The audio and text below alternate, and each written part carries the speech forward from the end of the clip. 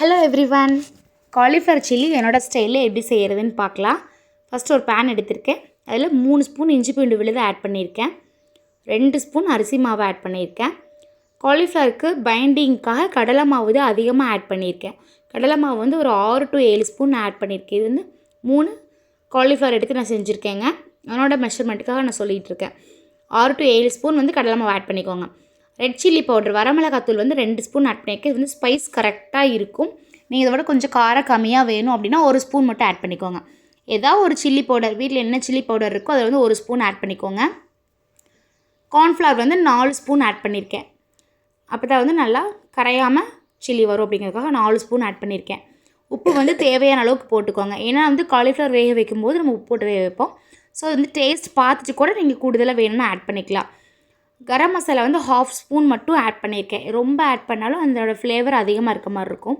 Lemon வந்து ஒரு lemon எடுத்து விதையெல்லாம் எடுத்து வச்சுட்டு ஒரு லெமன் மட்டும் எடுத்து புழிஞ்சிக்கோங்க.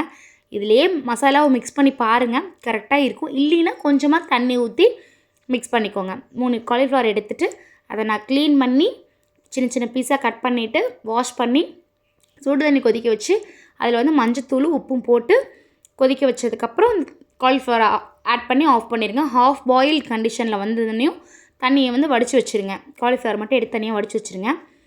இப்போ அந்த மசாலா கூட இதை போட்டு நல்லா மிக்ஸ் பண்ணிக்கோங்க. எண்ணெய் ஹீட் ஆனனையும் ஒன்றா அந்த சில்லி ஒன்றா எடுத்து போட்டு உங்களுக்கு வந்து நல்லா கிறிஸ்பியாக வேணும்னா கொஞ்சம் கிறிஸ்பியாக வேக வச்சு எடுத்துக்கலாம். இல்லை சாஃப்டாக வேணும்னாலும் சாஃப்டாக எடுத்துக்கலாம். அவ்வளோதாங்க. இதுக்கு வந்து நான் ஆனியனும் லெமனும் வச்சு பிழிஞ்சு சாப்பிட்றதுக்காக எடுத்து வச்சுக்கிட்டேன்.